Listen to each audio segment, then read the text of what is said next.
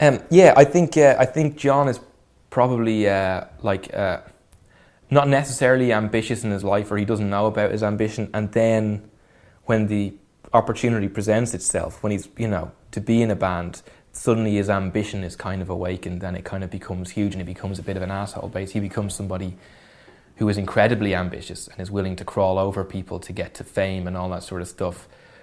Whereas before he wasn't like that. So I think that's something which is awoken in him through the process of it being offered, I suppose. It's not always there. And I think that's kind of interesting. And also he's surrounded by lunatics in the band, which I think doesn't help.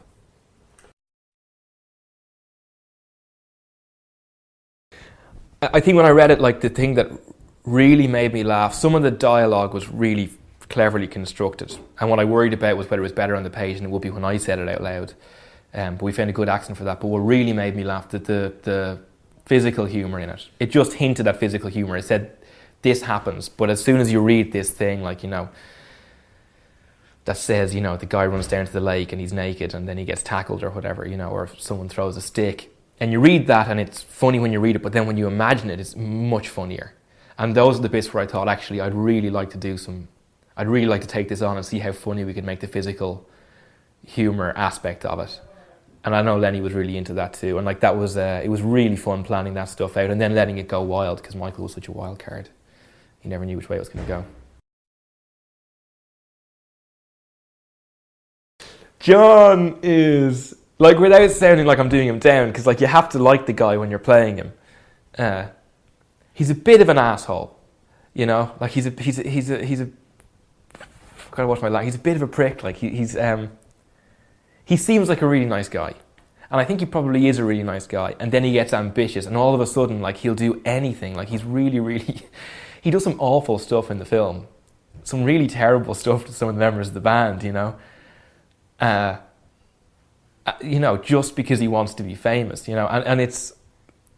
I think it makes for some really, really funny stuff, but you have to kind of like him through it as well. So I think if you make him somebody who doesn't really know that what he's doing is terrible, then you kind of get away with it. If you make him kind of a I didn't realise that if I did this, you'd get sent to prison and that then I'd be by myself. But he did, he did now. But I think that's kind of funny. So I think that's him.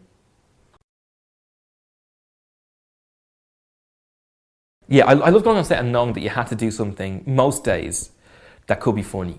There's a joy in that, but there's also a real specificity. That was really, really tough. Because the script is funny, but then you got to make it funny on the day. That was cool. And I loved the music.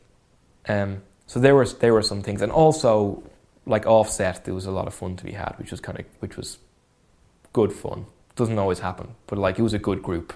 It was a good group to go out with. So there was a lot of fun to be had that way too. So I had a blast. I mean, it was a very joyous experience. Yeah.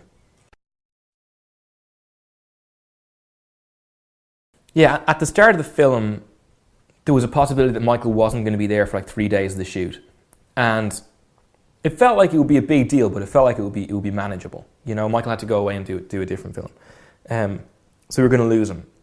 And then after 2 days, it was that's not going to work, because it was so definitely not Michael, but Frank, his version of Frank in there, that acting opposite the head, so that became really clear really quickly, that what he was doing, for whatever reason, whatever physically was happening, whatever energy he brought, once he put the head on, that was Frank, and if anyone else put the head on, it just wasn't. So he ended up doing the other 3 days and cancelling whatever he had to do, and which was such a relief. So it felt...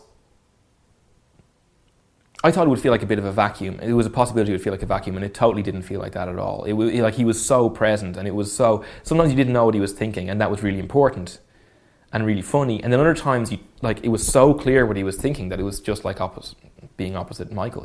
It was a really weird experience, but brilliant and really funny. Just after every take, when he was taking it off, and then his big stupid smile would come out. It was kind of a... I don't know what he was doing in there while he was acting opposite me, but, I don't know.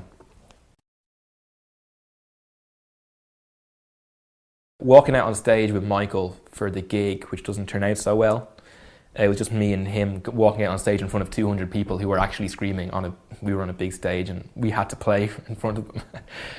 Just the feeling of walking out there was really nervous because Michael, you're never quite sure what Michael's going to do anyway once he puts the head on.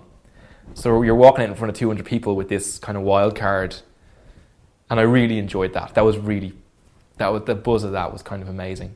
I remember having to, there's one little bit of it's like it meant to be part of the montage where he's settling into the band, where John's settling into the band, and it's with the rest of the band. Scoot wasn't there, but the rest of the band, and I had to take my top off and kind of try and introduce myself into the group. They're all lying on the couch. And it was difficult to hold it together for that. I remember that. And then I remember all of us in the van.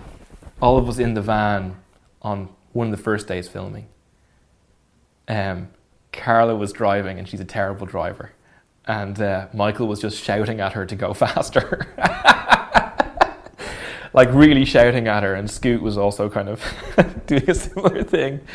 And that was funny because she did it, and it was really dangerous.